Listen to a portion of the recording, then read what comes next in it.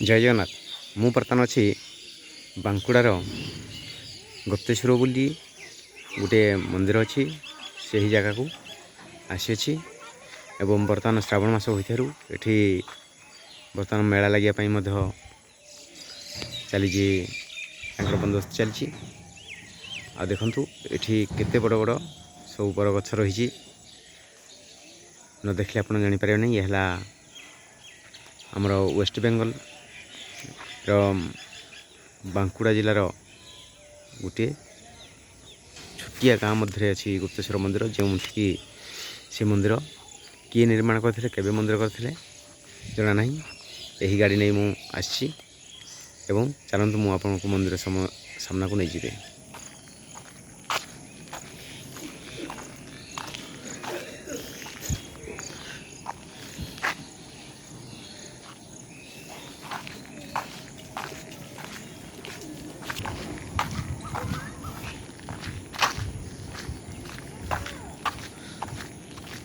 ये कौन सी टाउन नुह कि सहर नुह, ये गुप्तेश्वर मंदिर को जापाई से छोटिया बजार मध्य गोटे छोटिया रास्ता।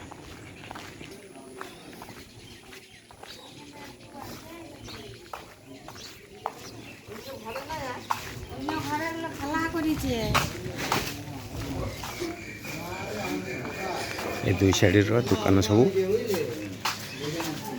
ये पूजा सामग्री ठार नास्ता पानी जलखा तो सबकि मिले।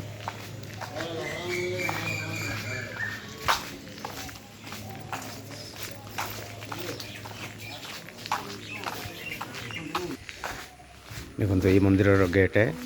ये मंदिर केबे किए कौदिन बनई कहीं जानते नहीं। किसी लोक कह हिसाब से ये विश्व जे निजे गोटे राति भितर बनई बहुत पुरातन मंदिर होता समस्त कहते।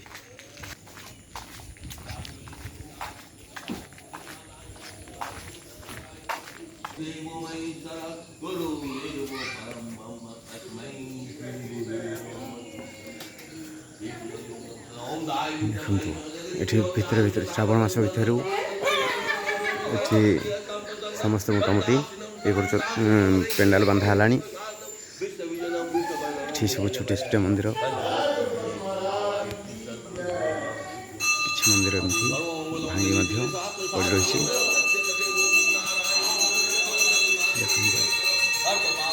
सब मंदिर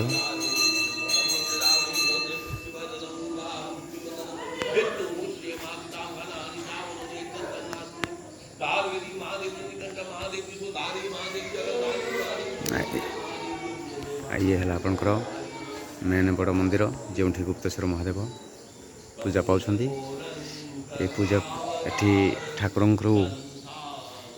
किए उपस्थापना करते तार कहीं जानते एठी आमर ठाकुर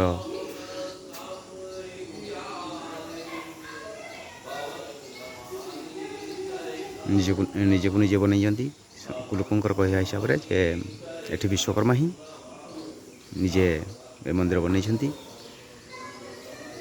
तेणुक मंदिर भीतर को तो मुझे जापारना।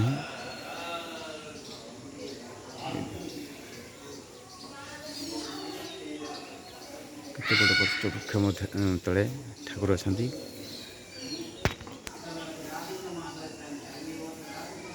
देखो आज्ञा देखो ये मंदिर बांस भाड़ा बांधि रंग बोधे करने प्रोग्राम चली। मंदिर कौन सी डिजाइन ना साधा सीधा हिसाब से भगवान जी निजे मंदिर को गढ़ी। तेणुक भीतर को दया देख बाहर पत्र पर्यटन मुझे देखीदेली। जय जगन्नाथ।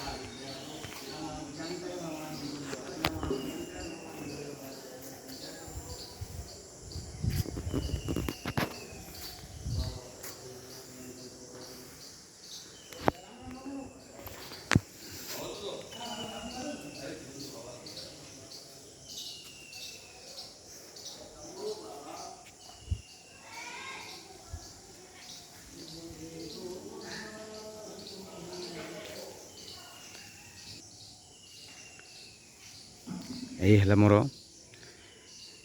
प्रथम गोटे भिड आपन को आज तुरंत भिड रेकर्डिंग करी एवं छाड़ुची।